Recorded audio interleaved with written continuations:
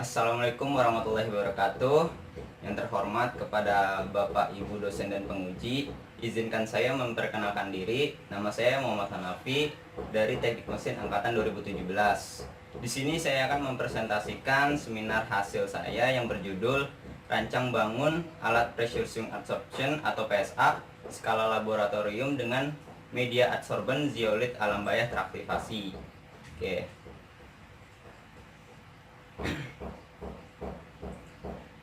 Pada presentasi ini, outline presentasinya yaitu ada bab 1 pendahuluan yang berisi latar belakang, rumusan masalah, tujuan, batasan masalah, dan manfaat penelitian.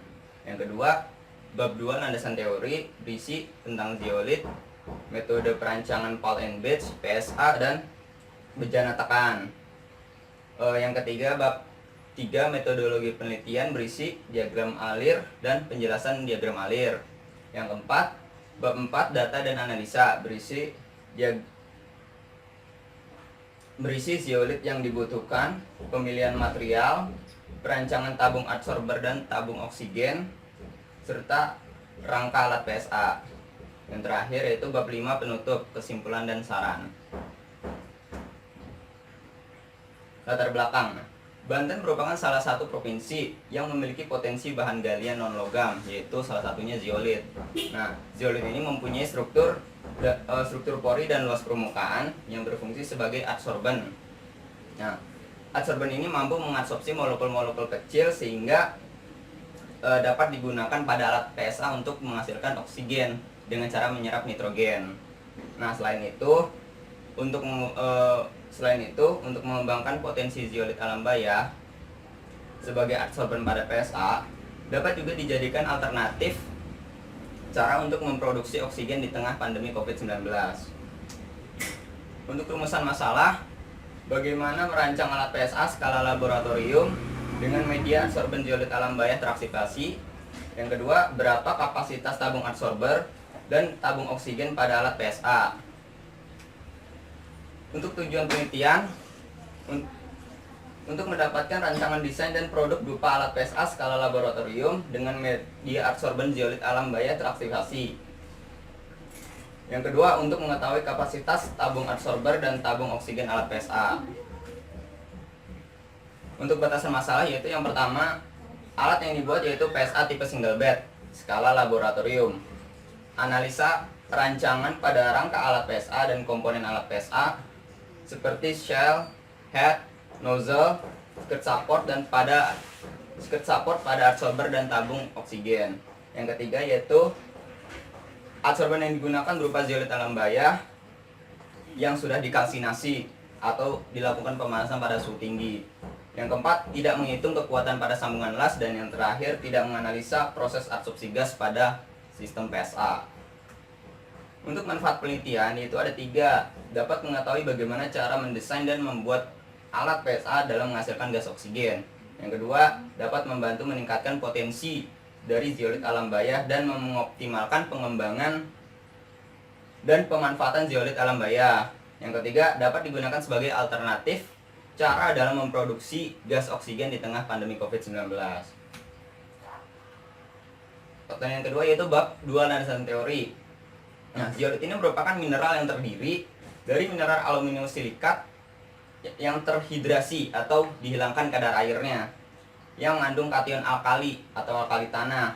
Salah satunya itu zeolit alam bayah yang mengandung mineral mordenit dengan rumus kimia Na8Al8Si40O96 dengan kandungan 24H2O.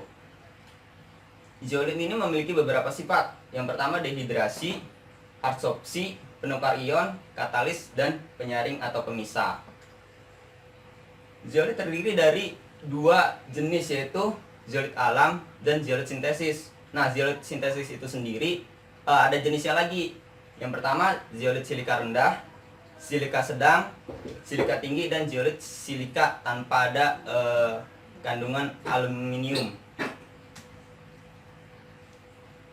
Pada konvensi IUPAC telah mengklasifikasikan ukuran pori-pori zeolite, yaitu terdapat 3 jenis diantaranya mikropori yaitu dengan pori 2 nanometer, mesopori dengan pori 2 sampai 50 nanometer, yaitu makropori dengan diameter pori sampai lebih dari 50 nanometer.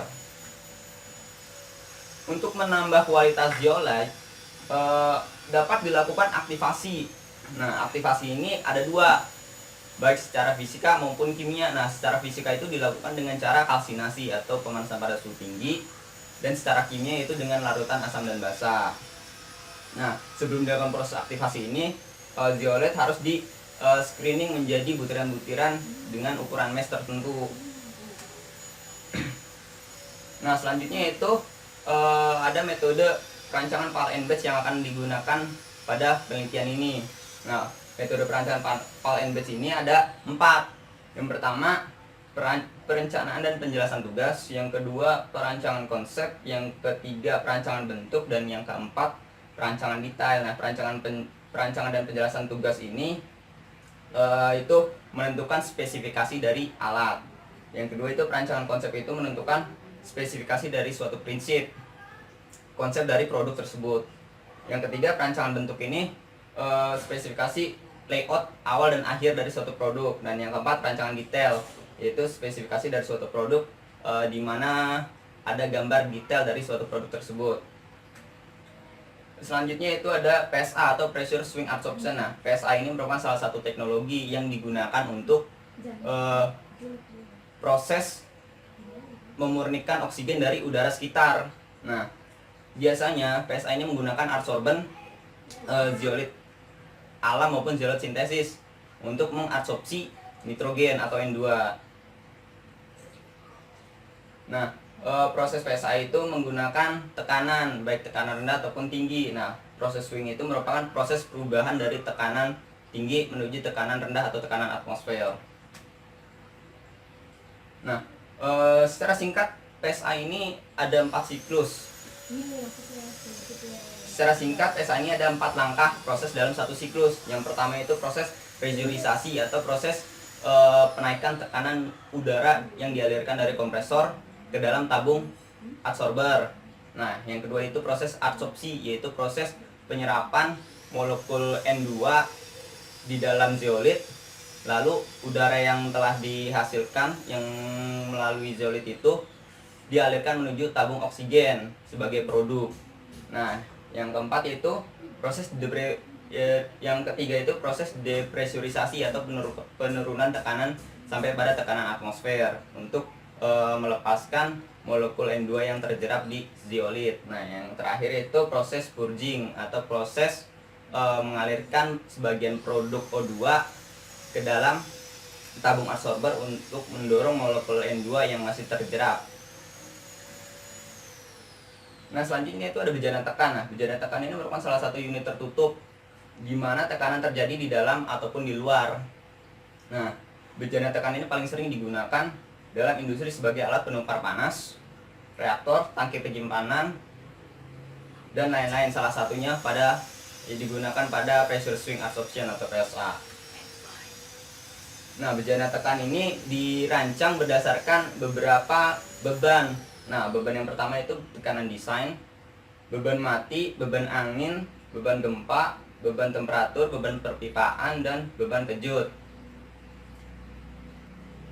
Untuk tekanan desain sendiri itu rumusnya PD sama dengan P0 ditambah A sebagai tekanan tambahan, yaitu 10% dari tekanan operasi atau 30% di mana yang diambil yang paling besar. Dan static head atau berat fluida di dalam bejana serta konten atau isi yang ada di dalam bejana.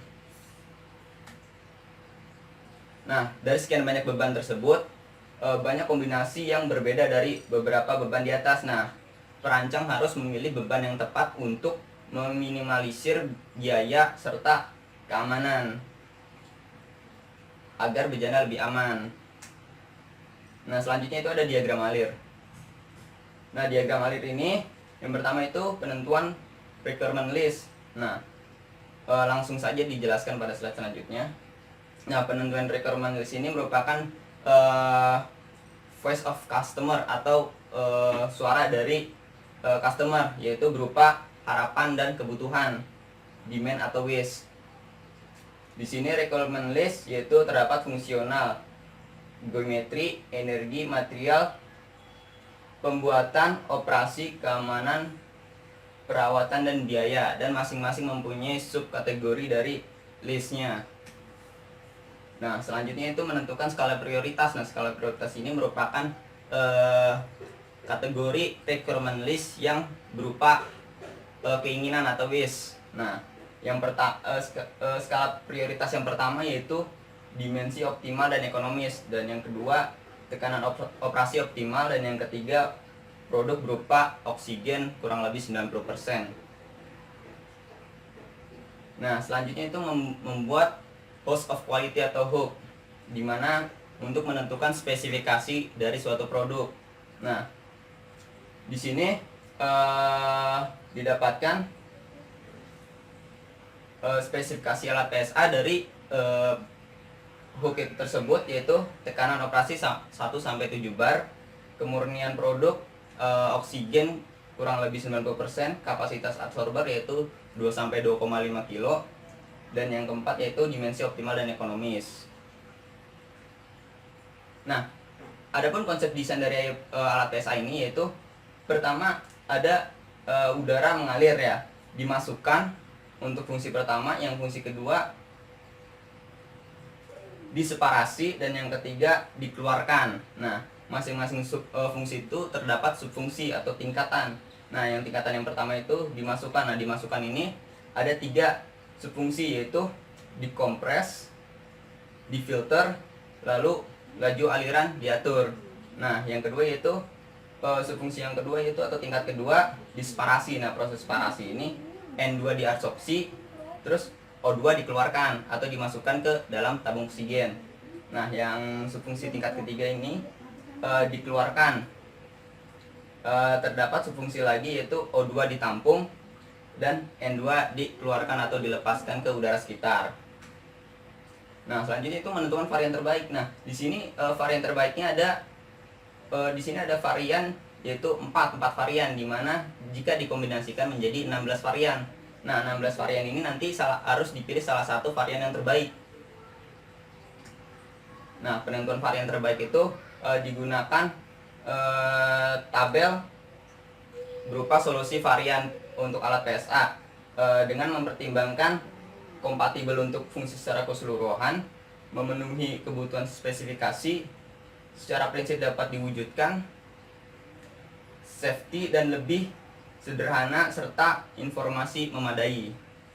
Nah, dari sekian banyak 16 varian tersebut, dipilih salah satu varian yang terbaik, dan setelah dianalisa dan dipertimbangkan, varian ke-10 itu adalah varian yang terbaik, di mana varian 10 itu merupakan spesifikasi alat yang memiliki tabung absorber single bed dengan proses mekanisme valve manual, sumber listrik dari listrik PLN, dan yang terakhir untuk penampungan O2 atau tabung O2 hanya 1. Yang selanjutnya itu perancangan alat PSA, yaitu dimana dilakukan dengan perhitungan atau dengan rumus dan pembuatan gambar atau sketch. Nah, yang selanjutnya itu pembuatan gambar detail, yaitu dimana dibuat dalam software CAD. Selanjutnya itu pembuatan alat PSA atau proses manufaktur. Selanjutnya pengujian alat PSA dengan menguji tekanan pada udara yang dialirkan dari kompresor serta memasukkan zeolit. Selanjutnya yaitu kalsinasi zeolit alam bayah dengan cara proses screening atau mesh hingga 16 mesh, lalu dipanaskan hingga 700 derajat pada waktu 20 menit. Nah, selanjutnya proses pemurnian oksigen atau siklus PSA. Yang terakhir yaitu penggunaan oksigen jika oksigen mencapai kadar yang dibutuhkan. Oke, yang selanjutnya itu bab 4, analisa dan data. Nah, analisa dan data ini untuk menentukan zeolit yang dibutuhkan. Nah, untuk menentukan zeolit yang dibutuhkan yaitu dengan perhitungan neraca massa, di mana F sama dengan P plus was, di mana F merupakan laju alir mol sebesar 0,8277 mol per menit, harus sama dengan 0,6567 mol per menit ditambah 0,171 mol per menit. Nah, setelah didapatkan neraca massa tersebut, dapat dicari N2 yang terjerap. Nah, N2 yang terjerap itu sebesar 0,58 mol per menit. Nah, N2 yang terjerap ini merupakan data yang digunakan untuk menentukan massa zeolit yang dibutuhkan. Nah, sehingga dihasilkan massa zeolit yang dibutuhkan sebesar 1,902 kilo atau hampir sekitar 2 kilo dalam satu tabung. Nah, data tersebut merupakan data hasil perhitungan, di mana membutuhkan data sekunder yaitu absorpsivitas zeolit terhadap N2, di mana diambil dari penelitian oleh Freezer. Nah, yaitu di mana besar N2 yang terjerap atau absorpsivitas zeolitnya sebesar 3,05 kali 10 pangkat minus 4 mol N2 yang terjerap dalam 1 gram zeolit. Nah, yang keempat, dapat dicari volume zeolit yaitu 1,98 liter atau hampir setara dengan 2 liter. Nah, selanjutnya itu ada tahap pemilihan material. Nah, pemilihan material ini digunakan untuk menentukan material dari alat PSA tersebut, di mana alat PSA yang ditentukan materialnya yaitu tabung adsorber dan tabung oksigen. Nah, tahapannya itu dari metode ASBI tahun 2005. Yang pertama ada translasi atau translation, di mana terdapat 4 tahapan. Yang pertama function, berisi dapat melakukan proses pemurnian oksigen dari umpan udara bertekanan. Nah, yang kedua itu constraint atau batasannya itu yield strength dari material tersebut harus lebih dari 200 MPa dan densitas material tersebut harus lebih dari 7.800, harus lebih atau sama dengan 7.800 kg per meter kubik. Dan semua dimensi alat ditentukan berdasarkan parameter desain. Objektif dari penentuan material ini yaitu massa M material diminimalkan agar lebih ringan, dan free variable atau variabel bebasnya itu pemilihan material berjarak tekan. Selanjutnya itu ada yang kedua, tahap screening. Nah, tahap screening itu merupakan tahap yang berdasarkan constraint atau batasan, sehingga digunakan graphic strength density untuk menentukan material berdasarkan constraint. Nah, didapatkan material steel, nickel alloy, tungsten alloy, dan tungsten carbide. Yang ketiga yaitu tahap ranking. Nah, kandidat material yang terpilih tersebut diurutkan berdasarkan parameter objektif, di mana massa material itu harus diminimalkan agar lebih ringan, sehingga didapatkan material jenis baja karbon atau steel atau carbon steel. Dan tahap yang terakhir itu tahap informasi pendukung. Nah, tahap informasi pendukung ini digunakan untuk menentukan jenis material baja karbon yang sesuai untuk bejana tekan. Nah, di mana terdapat 2 jenis material baja karbon yaitu SA516 grade 55 untuk komponen shell, head, dan skirt support. Nah, yang jenis material karbon steel yang kedua yaitu SA105 atau untuk komponen fitting berupa nozzle dari tabung adsorber dan tabung oksigen. Nah, selanjutnya itu ada perancangan tabung adsorber dan tabung oksigen. Nah, perancangan bejana tekan berupa tebal komponen tabung adsorber dan tabung oksigen. Digunakan persamaan bejana tekan atau pressure vessel, yaitu pada komponen cylindrical cell, ellipsoidal head, nozzle, dan skirt support, di mana masing-masing mempunyai persamaan. Nah, untuk cylindrical cell dan ellipsoidal head ini dihitung dengan rumus lalu ditambah dengan corrosion allowance atau penambahan ketebalan untuk menanggulangi korosi. Nah, untuk nozzle tidak ditambahkan. Lalu untuk skirt support sebelumnya harus dicari beban untuk menentukan tebal dari skirt support. Nah, selanjutnya itu perancangan tabung adsorber dan tabung oksigen.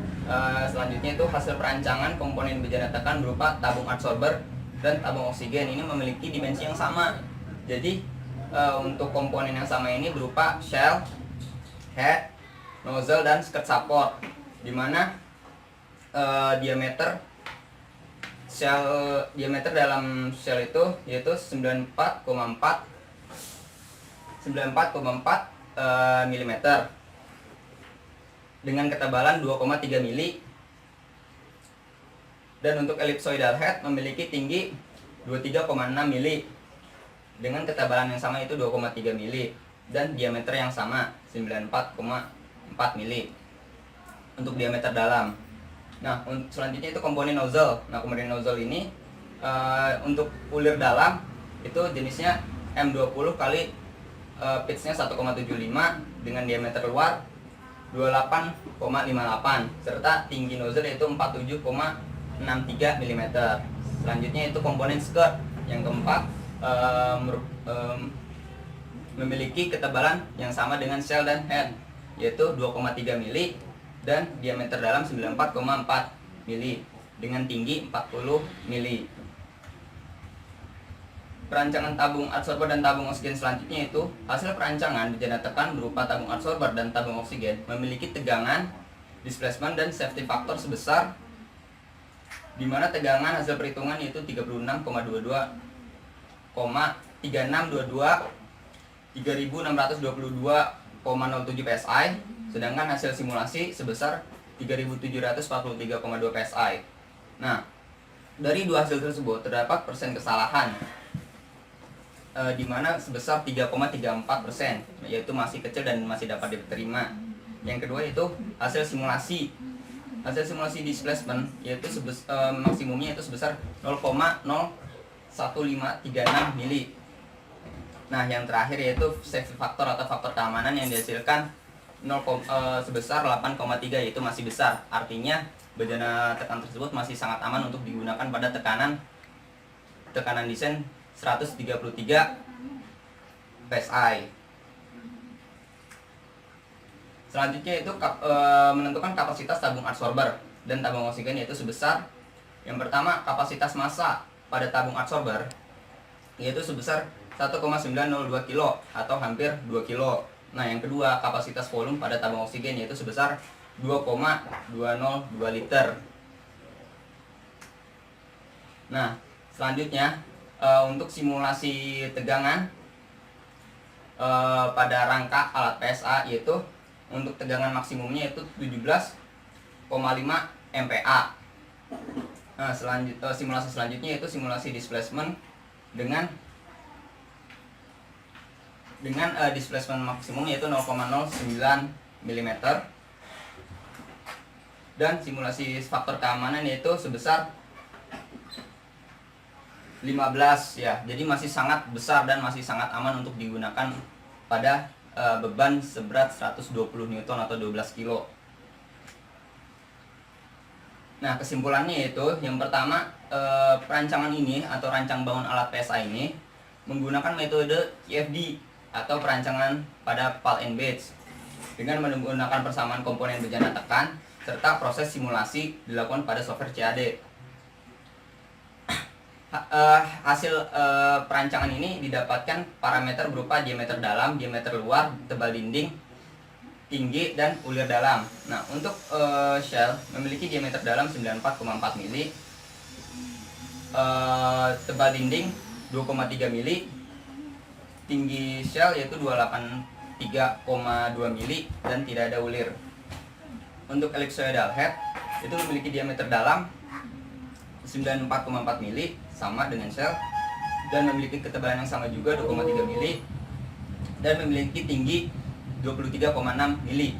Nah, yang ketiga yaitu nozzle. Untuk diameter luarnya itu 28,58 mili, tebal dinding yaitu 5 mili, tingginya 47,63 serta memiliki ulir dalam dengan spesifikasi M20 kali pitch 1,75.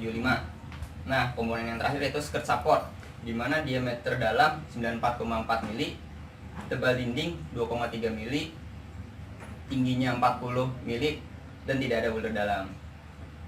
Untuk kapasitas tabung pada alat PSA yaitu kapasitas massa pada tabung adsorber sebesar 1,902 kilo dan kapasitas volume pada tabung oksigen yaitu sebesar 2,202 liter. Nah, untuk sarannya dalam pembuatan alat pressure swing adsorption ini Ada 3. Yang pertama, ketebalan material plat harus digunakan lebih tipis lagi agar lebih menghemat biaya dan tidak menambah beban supaya lebih ringan. Yang kedua, material pada rangka alat PSA juga sebaiknya digunakan material yang tepat sehingga tidak memakan banyak biaya dan lebih ringan juga. Nah, yang ketiga, seharusnya digunakan alat ukur flow-meter untuk mengatur laju aliran udara dari kompresor dan digunakan oksigen detektor untuk menganalisa atau mengetahui kadar oksigen yang dihasilkan dari sistem PSA. Dan untuk gambarnya sendiri yaitu terdapat komponen kompresor, lalu filter dialirkan melalui selang menuju flow-meter, lalu dialirkan lagi melalui selang menuju tabung absorber yang berisi zeolite. Nah, lalu di proses adsorpsi diukur tekanannya menggunakan pressure gauge, lalu udara yang telah diadsorpsi itu mengalir menuju tabung oksigen sebagai produk dari proses PSA. Nah, selanjutnya itu proses depressurisasi. Nah, selanjutnya proses purging. Nah, oksigen yang sudah di dalam tabung oksigen ini bisa dapat diukur dengan oksigen detektor untuk mengetahui kadar persentase oksigen yang dihasilkan. Itu saja presentasi dari saya, kurang lebihnya mohon maaf. Wassalamualaikum warahmatullahi wabarakatuh.